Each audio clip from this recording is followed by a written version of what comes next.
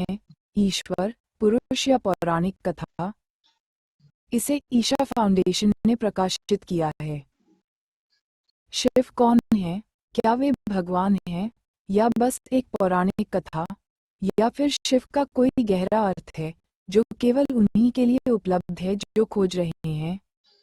भारतीय आध्यात्मिक संस्कृति के सबसे अहम देव महादेव शिव के बारे में कई गाथाएं और दंतकथाएं सुनने को मिलती हैं।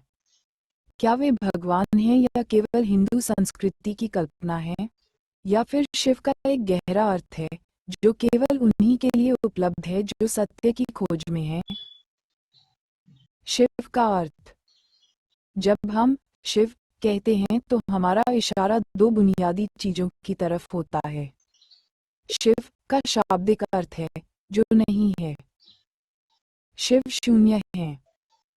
आज के आधुनिक विज्ञान ने साबित किया है कि इस सृष्टि में सब कुछ शून्यता से आता है और वापस शून्य में ही चला जाता है। इस अस्तित्व का आधार और संपूर्ण ब्रह्मांड का मौलिक गुण ही एक विराट शून्यता है। उसमें मौजूद आकाशगंगाएं केवल छोटी मोटी गतिविधियां हैं जो किसी फुहार की तरह हैं। उसके अलावा सब एक खालीपन है जिसे शिव के नाम से जाना जाता है। शिव ही वो गर्भ हैं जिसमें से सब कुछ जन्म लेता है, और वे ही वो गुमनामी हैं जिनमें सब कुछ फिर से समा जाता है। सब कुछ शिव से आता है और फिर से शिव में चला जाता है। शिव अंधकार हैं, तो शिव को अस्तित्वहीन बताया जाता है, एक अस्तित्व की तरह नहीं। उन्हें प्रकाश नहीं, अंधेरे की तरह बताया जाता है। मानवता हमेशा प्रकाश के गुण गाती है क्योंकि उनकी आँखें सिर्फ प्रकाश में काम करती हैं। वरना सिर्फ एक चीज जो हमेशा है वो अंधेरा है। प्रकाश का अस्तित्व सीमित है क्योंकि प्रकाश का कोई भी, चाहे वो एक बल्ब हो या फिर सूर्य, आखिरकार प्रकाश बिखेरना करना बंद कर देगा। प्रकाश शाश्वत नहीं है, ये हमेशा एक सीमित संभावना है क्योंकि इसकी शुरुआत होती है और अंत भी। अंधकार प्रकाश से काफी बड़ी संभावना है। अंधकार में किसी चीज के जलने की जरूरत नहीं, अंधकार हमेशा बना रहता है। अंधकार शाश्वत है। अंधकार सब जगह है। वो एक अकेली ऐसी चीज है जो हर जगह व्याप्त है। पर अगर मैं कहूँ दिव्य अंधकार, लोग सोचते हैं कि मैं शैतान का उपासक हूँ। सच में पश्चिम में कुछ जगहों पर यह फैलाया जा रहा है कि शिव राक्षस हैं। पर आप अगर इसे एक सिद्धांत के रूप में देखें तो आपको पूरे विश्व में सृष्टि की पूरी प्रक्रिया के बारे में इससे ज्यादा स्पष्ट सिद्धांत नहीं मिलेगा। मैं इस बारे में बिना शिव शब्द बोले दुनिया भर के वैज्ञानिकों से बातें करता रहा हूँ। वे आश्चर्य से भर उठते हैं, क्या ऐसा है? ये बातें पता थी? कब? हमें ये हजारों सालों से पता है। भारत का हर सामान्य आदमी इस बात को अचेतन तरीके से जानता है। वे इसके बारे में बातें करते हैं और वे इसका विज्ञान भी नहीं जानते। आदियोगी शिव का अर्थ पहले योगी और पहले गुरु। दूसरे स्तर पर जब हम शिव कहते हैं तो हम एक विशेष योगी की बात कर रहे होते हैं, वे जो आदियोगी या पहले योगी हैं और जो आदि गुरु या पहले गुरु भी हैं। आज हम जिसे योगिक विज्ञान के रूप में जानते हैं उसके जनक शिव ही हैं। योग का अर्थ अपने सिर पर खड़े होना या अपनी सांस को रोकना नहीं है। योग इस जीवन की मूलभूत रचना को जानने और इसे अपनी परम संभावना तक ले जाने का विज्ञान और तकनीक है। योग विज्ञान का पहला संचार कांति सरोवर के किनारे हुआ जो हिमालय में केदारनाथ से कुछ मील दूर पर स्थित एक बर्फीली झील है। यहाँ आदियोगी ने इस आंतरिक तकनीक का व्यवस्थित विवरण अपने पहले 7 शिष्यों को देना शुरू किया। ये 7 ऋषि आज सप्तर्षि के नाम से जाने जाते हैं। ये सभी धर्मों के आने से पहले हुआ था। लोगों के द्वारा मानवता को बुरी तरह विभाजित करने वाले तरीके तैयार किए जाने से पहले मानव चेतना को ऊपर उठाने के सबसे शक्तिशाली साधनों को सिद्ध किया और फैलाया जा चुका था। आज मानवता इस तरह से विभाजित है कि उसे फिर से एक करना लगभग असंभव लग रहा है। शिव, एक ही शब्द के दो अर्थ। तो शिव शब्द वो जो नहीं है और आदियोगी दोनों की ही ओर संकेत करता है, क्योंकि बहुत से तरीकों से ये दोनों पर्यायवाची हैं। ये जीव जो एक योगी हैं और वो शून्यता जो सृष्टि का मूल है, दोनों एक ही है। क्योंकि किसी को योगी कहने का मतलब है कि उसने ये अनुभव कर लिया है कि सृष्टि वो खुद ही है। अगर आपको इस सृष्टि को अपने भीतर एक क्षण के लिए भी बसाना है, तो आपको वो शून्यता बनना होगा। सिर्फ शून्यता ही सब कुछ अपने भीतर समा सकती है। जो शून्य नहीं, वो सब कुछ अपने भीतर नहीं समा सकता। एक बर्तन में समुद्र नहीं समा सकता। ये ग्रह समुद्र को समा सकता है, पर सौरमंडल को नहीं समा सकता। सौरमंडल ग्रहों और सूर्य को समा सकता है, पर बाकी की आकाशगंगा को नहीं समा सकता। अगर आप इस तरह कदम दर कदम आगे बढ़ें, तो आखिरकार आप देखेंगे कि सिर्फ शून्यता ही हर चीज को अपने भीतर समा सकती है। योग शब्द का अर्थ है मिलन। योगी वो है जिसने इस मिलन का अनुभव कर लिया है। इसका मतलब है कम से कम एक क्षण के लिए वो पूर्ण शून्यता बन चुका है। शिव शब्द के दो अर्थ, योगी शिव और शून्यता, एक तरह के पर्यायवाची हैं, पर फिर भी वे दो अलग अलग पहलू हैं। क्योंकि भारतीय संस्कृति द्वंद्व से भरी है, इसलिए हम एक पहलू से दूसरे पहलू पर आते जाते रहते हैं। एक पल हम परम तत्व शिव की बात करते हैं, तो अगले ही पल हम उन योगी शिव की बात करने लगते हैं जिन्होंने हमें योग का उपहार दिया है। शिव के बारे में लोगों की कल्पना।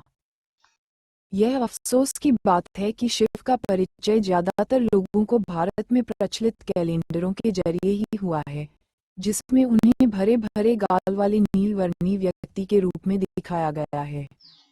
उसकी वजह सिर्फ इतनी है कि कैलेंडर कलाकारों को इस चेहरे से अलग कुछ सूझा ही नहीं।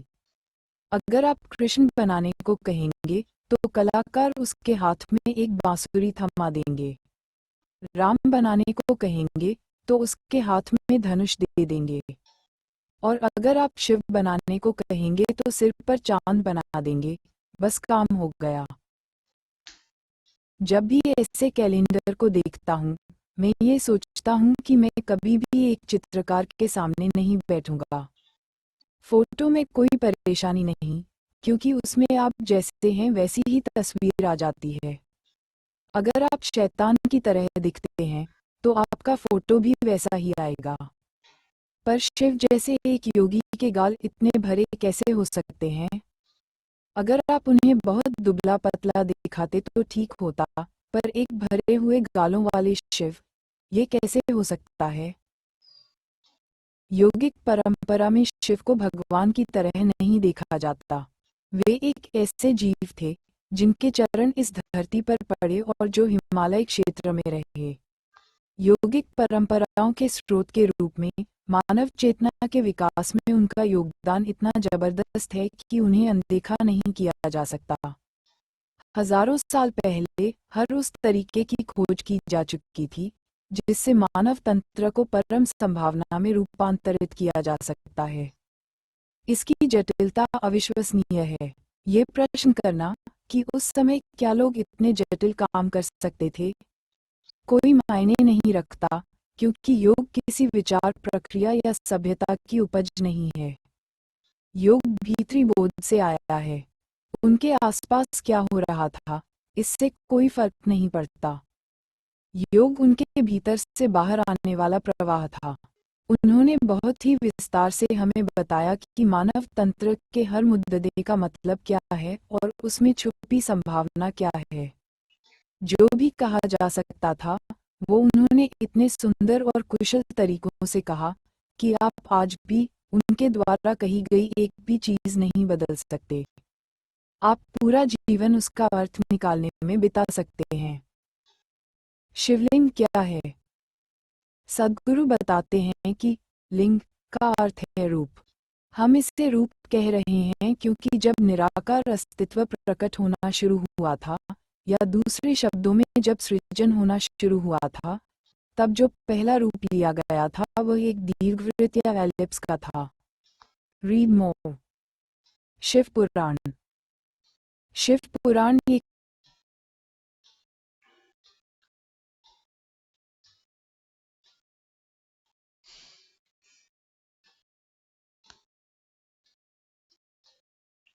शिवलिंग।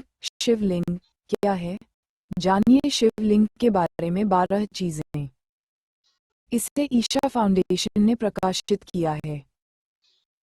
शिवलिंग। शिवलिंग एक ऊर्जा का स्वरूप है जिसमें एक या एक से ज्यादा चक्र मौजूद होते हैं। ज्यादातर ज्योतिर्लिंग में एक या दो चक्र प्रतिष्ठित हैं। ध्यानलिंग में सभी सातों चक्र परम तक प्रतिष्ठित हैं। शिवलिंग का मतलब। गुरु। लिंग शब्द का मतलब है आकार। हम इसे आकार इसलिए कह रहे हैं क्योंकि जो अप्रकट है वो जब खुद को प्रकट करने लगता है, या दूसरे शब्दों में कहें तो जब सृष्टि की उत्पत्ति शुरू हुई तो जो सबसे पहला आकार इसने लिया था वो एक दीर्घवृत्ताकार था। एक पूर्ण दीर्घवृत्त या इलिप्स को हम एक लिंग कहते हैं। सृष्टि की शुरुआत हमेशा एक दीर्घवृत्त या एक लिंग के रूप में हुई और उसके बाद ये कई रूपों में प्रकट हुई। और हम अपने अनुभव से यह जानते हैं कि जब आप ध्यान की गहरी अवस्था में जाते हैं तो पूर्ण विलीन होने वाला बिंदु आने से पहले ऊर्जा एक बार फिर एक दीर्घवृत्त या एक लिंग का रूप ले लेती है।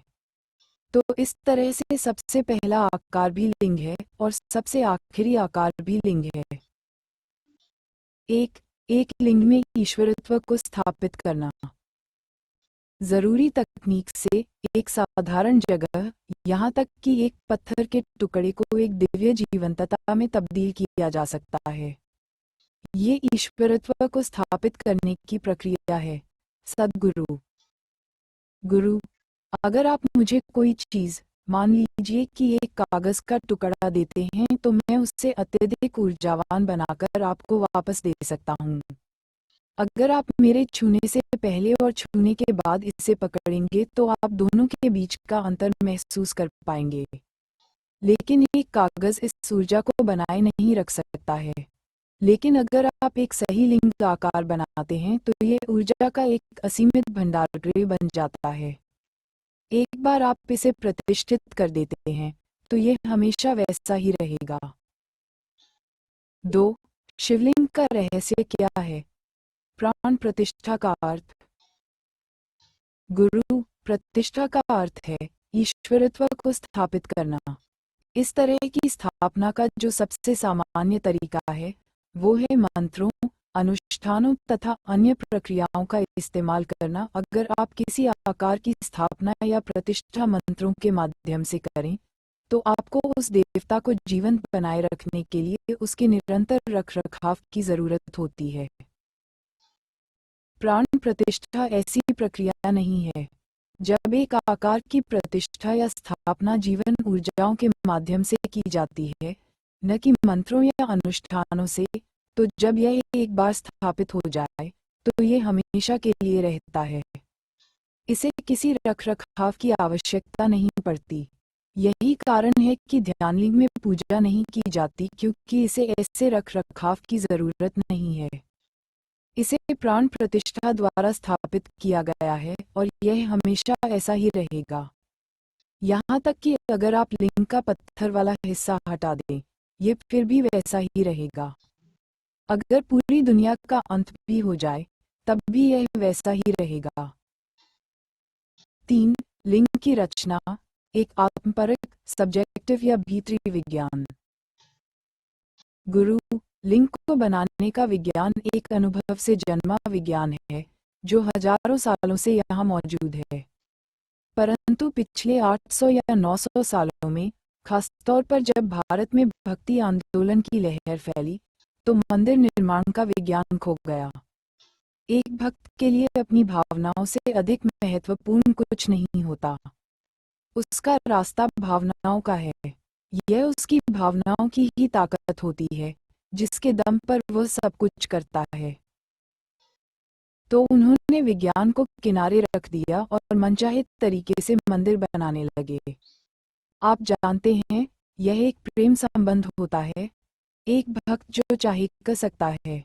उसके लिए सब जायज है क्योंकि उसके पास एक ही चीज है और वह है अपनी भावनाओं की ताकत। इसी वजह से लिंग बनाने का विज्ञान खत्म होने लगा, वरना यह एक बहुत गहन विज्ञान था। यह एक आत्मपरक विज्ञान या सब्जेक्टिव साइंस है और इसे कभी लिखा नहीं गया क्योंकि लिखने से इसके गलत समझे जाने की पूरी संभावना थी। इस तरह से बिना किसी विज्ञान की जानकारी के अनेक लिंगों की स्थापना की गई। 4. शिवलिंग की उत्पत्ति कैसे हुई? चक्रों को दर्शाते हैं लिंग। गुरु चक्र ऊर्जा तंत्र में वे स्थान होते हैं जहां प्राण की नाड़ियां मिलती हैं और ऊर्जा का एक भंवर बनता है। वैसे तो शरीर में 114 चक्र होते हैं, लेकिन आमतौर पर जब हम चक्रों की बात करते हैं तो हम 7 महत्वपूर्ण चक्रों की ही बात करते हैं जो कि जीवन के 7 आयामों को दर्शाते हैं। ये 7 महत्वपूर्ण ट्रैफिक जंक्शन की तरह हैं। इस समय भारत में अधिकतर लिंगों में केवल 1 या 2 चक्र ही स्थापित है। ईशा योग केंद्र में मौजूद ध्यान लिंग की खासियत ये है कि इसमें 7 चक्रों को अपने चरम तक ऊर्जावान बनाकर स्थापित किया गया है। यह ऊर्जा की सबसे उच्चतम संभव अभिव्यक्ति है। ये इस तरह से है कि अगर आप ऊर्जा को लेते हैं और उसे उसकी तीव्रता की चरम सीमा तक ले जाते हैं तो केवल एक निश्चित सीमा तक ये एक आकार को धारण कर सकती है। उसके बाद ये आकार छोड़ देती है। जब ये अपना आकार छोड़ देती है तो लोग इसे अनुभव नहीं कर पाते। ऊर्जा को उस बिंदु तक धकेलना कि जिसके बाद वो आकार छोड़ दे और ठीक तभी उससे एक निश्चित रूप दे देना, इस तरह से ध्यान लिंग की स्थापना प्रतिष्ठा की गई है। 5. पंचभूतों की साधना। गुरु योग की सबसे बुनियादी साधना है भूत शुद्धि। पंचभूत प्रकृति के 5 तत्व हैं। अगर आप खुद को देखें तो आपका शरीर 5 तत्वों का बना हुआ है। ये हैं पृथ्वी, जल, अग्नि, वायु व आकाश। ये आपस में एक खास तरीके से मिलकर भौतिक शरीर के रूप में प्रकट होते हैं। आध्यात्मिक प्रक्रिया भौतिक प्रकृति और इन 5 तत्वों से परे जाने की प्रक्रिया है। इन तत्वों की उन सभी चीजों पर बहुत ही मजबूत पकड़ है जिन्हें आप अनुभव करते हैं। इनसे परे जाने के लिए योग का एक बुनियादी अभ्यास है जिसे भूत शुद्धि कहते हैं। हर एक तत्व के लिए एक खास तरह का अभ्यास है जिसे आप कर सकते हैं और उस तत्व के मुक्त हो सकते हैं। दक्षिण भारत में 5 भव्य मंदिरों की रचना की गई थी। हर एक मंदिर में एक लिंग स्थापित किया गया था जो 5 तत्वों में से एक तत्व को दर्शाता है। अगर आप जल तत्व के लिए साधना करना चाहते हैं तो आप तिरुवनंतपुरम जाएं। आकाश तत्व के लिए आप चिदंबरम जाएं। वायु तत्व के लिए कालाहस्ती, पृथ्वी तत्व के लिए कांचीपुरम और अग्नि तत्व की साधना करने के लिए आप तिरुवन्नामलई जा सकते हैं। ये मंदिर पूजा के लिए नहीं, साधना के लिए बनाए गए थे। 6. शिवलिंग कितने हैं? 12 शिवलिंग ज्योतिर्लिंग। गुरु भारतीय संस्कृति इस धरती की उन गिनी चुनी संस्कृतियों में से एक है जिसमें हजारों वर्षों से लोगों ने केवल मानव जाति के परम कल्याण पर ही ध्यान दिया है। जिस पल आपने भारत में जन्म लिया, आपकी जिंदगी का मतलब आपका कारोबार नहीं था, आपकी पत्नी या आपका परिवार नहीं था। जिंदगी का हर पहलू आपकी मुक्ति के बारे में ही था। पूरा का पूरा समाज इसी तरह बना हुआ था। इस सिलसिले में हमारी संस्कृति में कई शक्तिशाली साधन बनाए गए हैं। ज्योतिर्लिंग इसी दिशा में एक बहुत शक्तिशाली साधन के रूप में स्थापित किए गए थे। इन आकृतियों की मौजूदगी में होने से एक शक्तिशाली अनुभूति होती है। ज्योतिर्लिंगों में जबरदस्त शक्ति होती है क्योंकि उन्हें एक खास तरीके से बनाया गया है। इन्हें बनाने में न केवल मानव क्षमताओं का बल्कि प्राकृतिक शक्तियों का भी उपयोग किया गया। पूरी दुनिया में सिर्फ 12 ज्योतिर्लिंग हैं। भूगोल और खगोलशास्त्र की नज़र से वे महत्वपूर्ण स्थानों पर स्थित हैं। इन स्थानों पर एक तरह की शक्ति है। काफी समय पहले कुछ खास तरह की समझ रखने वाले लोगों ने इन स्थानों को बारीकी से जांचा और खगोलीय गतिविधि के आधार पर इन जगहों का चुनाव किया था। कुछ ज्योतिर्लिंग अब जीवंत नहीं हैं, लेकिन उनमें से कई अब भी बहुत शक्तिशाली यंत्र की तरह है। 7. ध्यान लिंग। जो लोग कभी ध्यान के अनुभव से नहीं गुजरे हैं, वे भी जब ध्यान लिंग मंडल में कुछ मिनट तक मौन होकर बैठते हैं तो वे ध्यान की गहरी अवस्था का अनुभव करते हैं। सद्गुरु। संस्कृत में ध्यान का अर्थ है मेडिटेशन और लिंग का अर्थ है आकार। सद्गुरु ने अपनी प्राण ऊर्जाओं का प्रयोग करके प्राण प्रतिष्ठा नामक एक दिव्य प्रक्रिया द्वारा लिंग को उसके चरम पर स्थापित किया है। इस प्रक्रिया में सभी सातों चक्रों, शरीर में ऊर्जा के महत्वपूर्ण केंद्र को उनके चरम तक ऊर्जावान बनाकर स्थापित किया गया है, जिससे ध्यानलिंग ज्यादा विकसित प्राणी के ऊर्जा शरीर के जैसा बन गया है। इस ध्यान गर्भगृह में किसी भी तरह की पूजा या प्रार्थना करना जरूरी नहीं है और यहाँ सभी धर्मों को एक ही स्रोत से प्रकट हुए अलग अलग रूप माना जाता है। 8. महाकाल, परम मुक्ति के दाता। गुरु, शिव का शाब्दिक अर्थ है वो जो नहीं है या कुछ नहीं। इन दो शब्दों कुछ और नहीं को अलग करने वाला हाइफन का चिन्ह जरूरी है। पूरा अस्तित्व एक विशाल शून्यता, खालीपन की गोद में ही घटित हुआ है। परमाणु और पूरे ब्रह्मांड का 99% से ज्यादा हिस्सा खाली है। एक शब्द काल, समय और स्पेस दोनों के लिए इस्तेमाल किया जाता है और शिव का एक रूप काल भैरव भी है। काल भैरव अंधकार की एक दिव्य स्थिति है, लेकिन जब वो एकदम स्थिर हो जाते हैं तब महाकाल का रूप ले लेते हैं। महाकाल समय का परम स्वरूप है। उज्जैन का महाकाल मंदिर एक जबरदस्त प्राण प्रतिष्ठित स्थान है। ये शक्तिशाली अभिव्यक्ति यकीनन कमजोर दिल वालों के लिए नहीं है। यह जबरदस्त शक्ति वाला स्थान उन सभी लोगों के लिए उपलब्ध है जो पूर्ण रूप से विसर्जित हो जाना चाहते हैं। जैसा कि हमें मालूम है, परम विसर्जन का मतलब है समय का नाश हो जाना। विश्व के किसी भी हिस्से में आध्यात्मिक प्रक्रिया का मतलब हमेशा भौतिकता से परे जाना ही रहा है, क्योंकि भौतिक चीजें चक्रों के अधीन हैं। इसलिए काल भैरव को अज्ञानता का नाश करने वाले के रूप में देखा जाता है, वे जो जीवन और मृत्यु, होने और न होने के बाध्यकारी चक्र को तोड़ देते हैं। 9. संसार के अन्य स्थानों पर लिंग।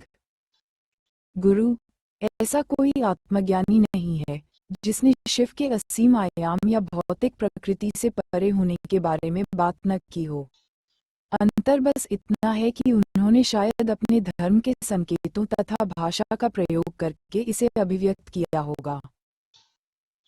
हालांकि पिछले 1500 सालों में दुनिया भर में धर्म का बहुत आक्रामक तरीके से प्रसार होने की वजह से अतीत की ज्यादातर महान संस्कृतियां जैसे प्राचीन मेसोपोटामिया की सभ्यता, मध्य एशियाई सभ्यताएं और उत्तरी अफ्रीकी सभ्यताएं गायब हो चुकी हैं।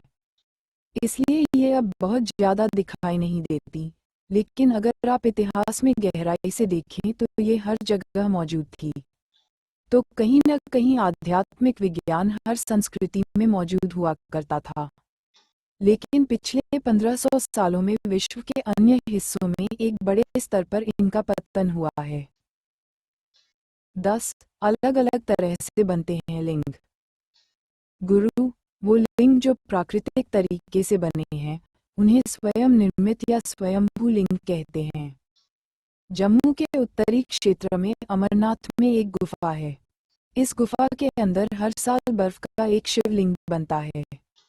ये लिंग प्राकृतिक तरीके से स्टेलेग्माइट से बनता है, जो कि गुफा की छत से टपकता रहता है। ये देखना एकदम अद्भुत है कि गुफा के ऊपरी हिस्से से पानी की छोटी छोटी बूंदें गिर रही होती हैं और नीचे गिरते ही बर्फ बन जाती हैं। कुछ लिंग पत्थर, लकड़ी या मणि, रत्न को तराश कर बनाए गए होते हैं, जबकि दूसरे लिंग मिट्टी, बालू या किसी धातु से गढ़े होते हैं। ये प्रतिष्ठित लिंग होते हैं।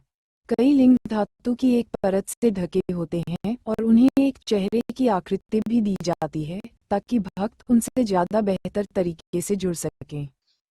इन्हें मुखलिंग कहते हैं। कुछ लिंग में तो शिव की पूरी छवि सतह पर तराशी हुई होती है। लिंग पौरुष और स्त्रीण ऊर्जा के मिलन को दर्शाते हैं। लिंग का आधार स्त्रीण को सूचित करता है, जिसे गौरी पीठम या आवुदयार कहते हैं।